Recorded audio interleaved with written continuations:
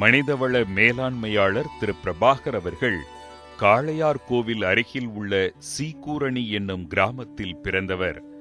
கிராமத்தில் தமிழ் வழி கல்வியில் பயின்று பின்னாளில் IIM போன்ற உயர்ந்த நிறுவனங்களில் பயின்ற தலைவர்களுக்கே ஆங்கிலத்தில் மிகச் சிறப்பாக எழுதுவது எப்படி என்று பயிற்சி அளிக்கும் அளவிற்கு தான் எட்டிய உயரத்தை திரும்பி பார்க்கும் இந்த மனிதவள மேம்பாட்டு பயிற்றுனர் கடமையை விரும்பிச் செய்தால் எதிலும் எளிதில் வெற்றி பெற்றுவிட முடியும் என்கிறார்.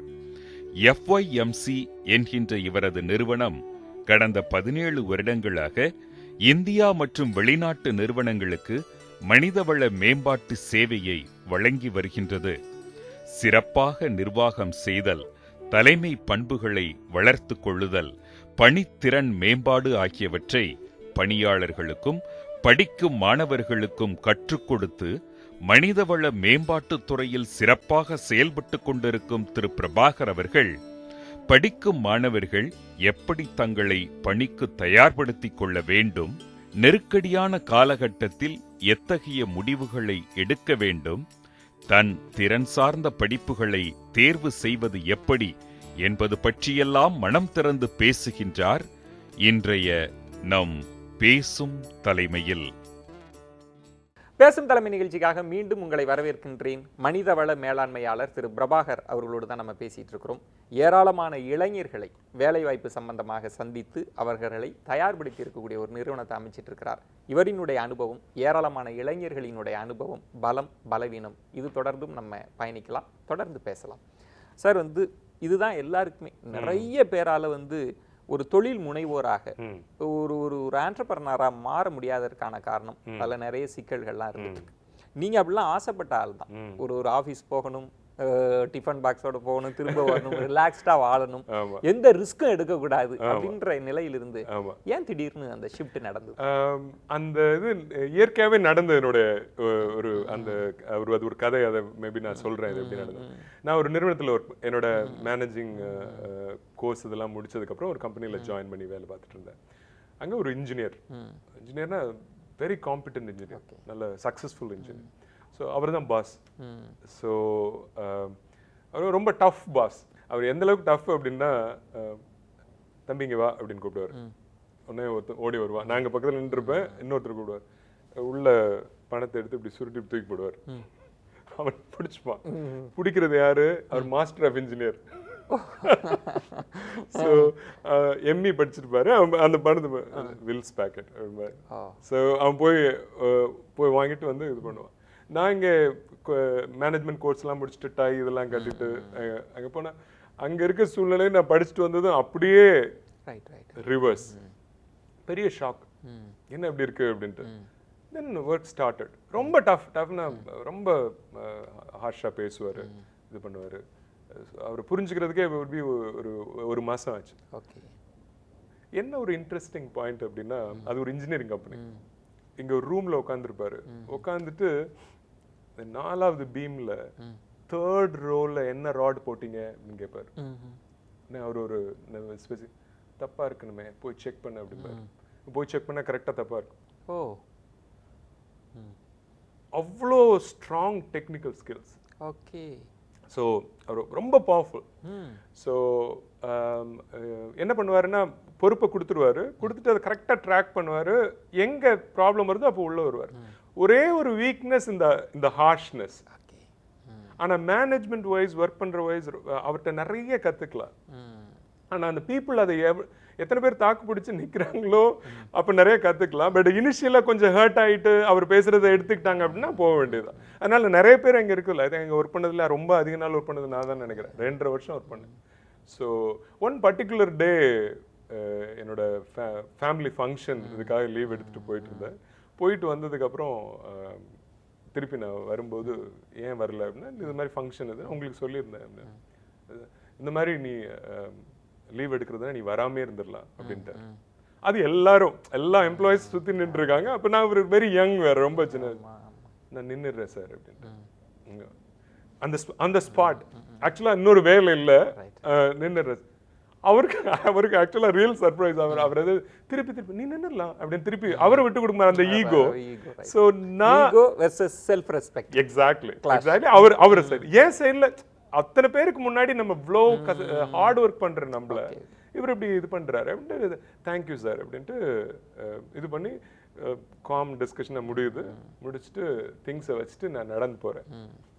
ரோட்ல நடந்து போகும்போது கண்ணுல இருந்து தனியா கொட்டுது. ஏன்னா நான் அடுத்து எங்க போறேன்னு எனக்கு தெரியாது. there is no job, marriage ஆகாம இப்ப தனியா இருக்கேன். ஸோ என்ன நடக்குது அப்படின்றதுல போகும்போது அப்ப இந்த வெற்றி நிச்சயம், இது வேத சத்தியம், அந்த படம் வந்திருந்த டைம் அந்த பாட்டு வந்தது. அந்த பாட்டு எனக்கு கேக்குது ஆக்சுவலா. வெற்றி நிச்சயம் கட்டாயம் நமக்கு ஒரு நல்ல ஒரு இது இருக்கும் அப்படின்ட்டு தென் ஐ வாக்ட் அவே. அதுக்கப்புறம் போய் தான் அந்த டீ சேல்ஸ் அந்த இதுல என்னது அந்த ஸோ டீ சேல்ஸ் ஷாப் பார்த்தீங்கன்னா I have to literally sell tease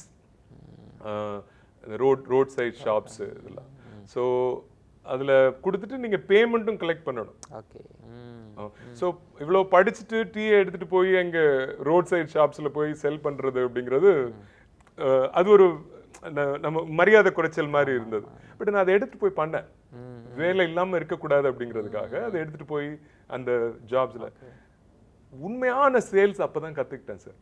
but அந்த டஃப் ஜாப்ஸ் பண்ணது பின்னாடி பிற்காலத்துல நான் கம்பெனி ஸ்டார்ட் பண்ணும்போது நான் போய் மக்களை பார்க்கும்போது அவங்களுடைய தேவைகளை இதுல அண்டர்ஸ்டாண்ட் பண்ணும்போது அது ரொம்ப யூஸ்ஃபுல்லா இருந்தது. அவங்க ஃபெய்த்ஃபுல்லி யுவர்ஸ் மேனேஜ்மெண்ட் கன்சல்டன்சி அந்த FYMC.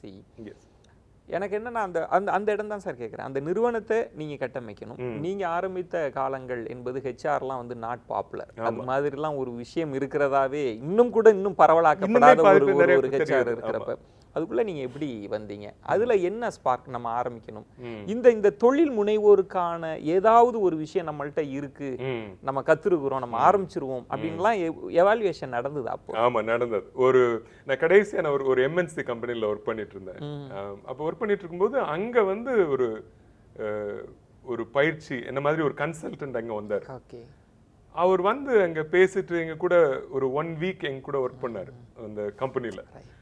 அவர் ஒர்க் பண்ணும்போது அவர் பண்ற ஒர்க் இது நம்மளால பண்ண முடியுமே அப்படிங்கிற ஒரு ஸ்பார்க் வந்துருச்சு. அவரை பார்க்கும்போது அந்த ஸ்பார்க் எனக்குள்ள ஏற்படுது.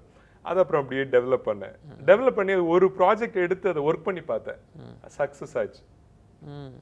அந்த மாதிரி செஞ்சு ட்ரை பண்ணி பார்த்தேன். ஒர்க்ல இருக்கும்போது அதை எடுத்து அப்ளை பண்ணி பார்த்தேன், இது நடக்குதா அப்படின்ட்டு. சக்சஸ்ஃபுல் ஆனது. தென் ஐ டிசைடட் ஓகே இது போய் நம்ம பண்ணலாம். ஆனா அந்த டெசிஷன் எடுக்கும்போது ஒரு பயம் இருந்தது. உள்ளார பயம் இல்லைன்னு சொல்ல முடியாது. நம்ம இதுல சக்சஸ்ஃபுல் ஆகுமோ, சக்சஸ்ஃபுல் ஆகலைன்னா நம்ம திரும்ப வந்துடலாம். ஏன்னா எனிகேஸ் நம்ம படிப்பு இருக்கு, ஒன்னும் ஆக போறது கிடையாது. சோ திருப்பி நம்ம கம்பெனிக்கு போய் வேலை பார்க்கலாம் அப்படிங்கிற ஒரு நம்பிக்கை, அந்த ஒரு இது இருந்தது, ஹோல்டு இருந்தது. என்னன்னா அப்ப நான் மேரேஜ் ஆகி எனக்கு குழந்தை இருக்கு இந்த நான் டெசிஷன் எடுக்கும்போது.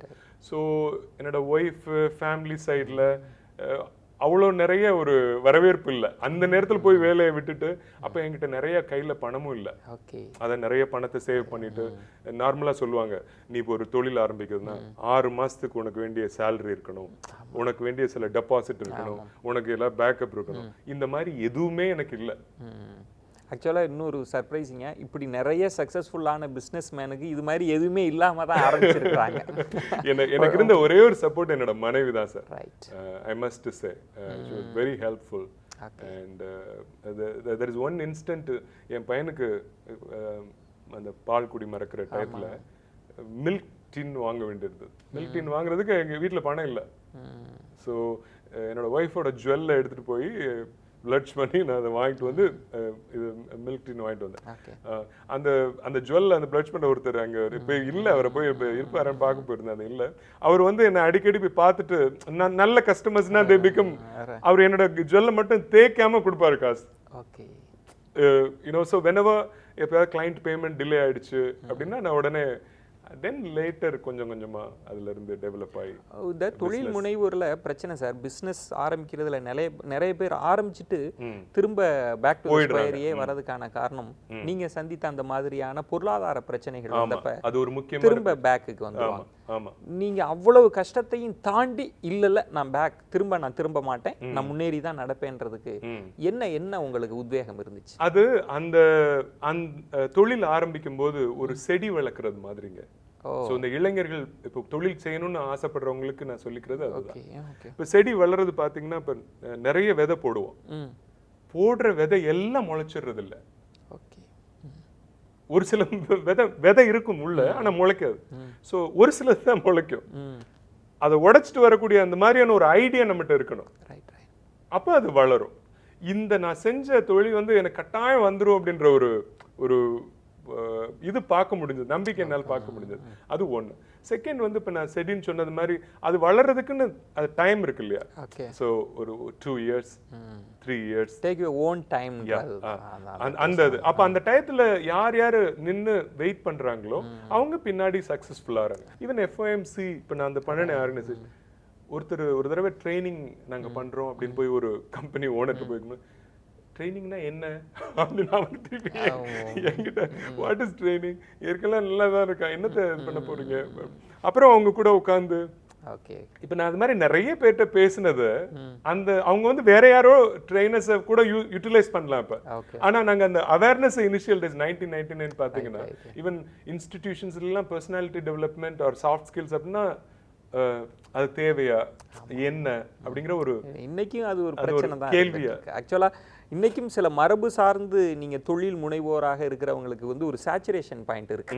ஒரு குளோபல் எக்கானமி, ஒரு உலக சந்தை வந்தது. அவங்களுக்கு காரணம் என்னன்னா அவங்க அந்த மரபு பழைய பாரம்பரிய தொழிலோட நின்னுட்டாங்க. அதுக்குள்ள ஸ்கில் டெவலப்மெண்ட் என்ன இருக்கு, அதுக்குள்ள மாடர்ன் சயின்ஸ் என்ன வந்திருக்குன்றது தெரியாத ஒரு விஷயம். உங்கள் துறை சார்ந்து நான் உங்களுடைய அனுபவம், நிறைய படித்த இளைஞர்களுக்கான அனுபவம் பத்தி பேசினப்ப உங்கள் துறை சார்ந்து இந்த HR டிபார்ட்மெண்ட் ஒரு நிறுவனத்துக்குள்ள என்ன செஞ்சிட்டு இருக்கு, நீங்க அந்த ஸ்கில் டெவலப்மெண்ட் என்னென்னலாம் செய்றீங்க, அது பற்றி எல்லாம் பேசலாம். ஒரு பிரேக் எடுத்துட்டு நம்ம பேசலாம். நிறைய விஷயங்கள் சுவாரஸ்யமாக பேசிட்டு இருக்கிறோம். இப்போ ஒரு நிறுவனத்திற்குள் வரக்கூடிய இளைஞர்கள் என்ன எதிர்பார்க்கிறார்கள், ஒரு நிறுவனத்திற்குள் ஒரு ஊழியர்களினுடைய திறனை எப்படி மேம்படுத்த முடியும் அப்படின்னு நிறைய விஷயங்கள் பேச போறோம். அதில் குறிப்பாக கிட்டத்தட்ட இந்தியாவில் படித்த இளைஞர்கள்ல 18 விழுக்காடு இளைஞர்கள் தான் தொழில் திறன் கொண்டவர்களாக இருக்கிறார்கள் அப்படின்ற ஒரு புள்ளி விவர அறிக்கை பெரிய அதிர்வுகளை ஏற்படுத்தியது. அப்படின்னா இவர்களை எந்த இடத்துல இம்ப்ரூவ் பண்ண முடியும், நிறைய வேலை வாய்ப்புகள் இருக்கிறது, அதற்கு இவர்களை எப்படி தயார்படுத்த முடியும், அந்த இடத்துல இந்த லேர்னிங், இந்த ஸ்கில் டெவலப்மெண்ட் ப்ரோக்ராம்லாம் பெரிய அளவுகளில் உதவி கொண்டு இருக்கிறது. அதனால தான் பேசும் தலைமை இதற்குள் ஆழமாக பயணிக்க விரும்புகிறது. தொடர்ந்து பேசலாம். ஒரு சிறிய விளம்பர இடைவேளைக்கு பிறகு பொறுத்திருங்கள்.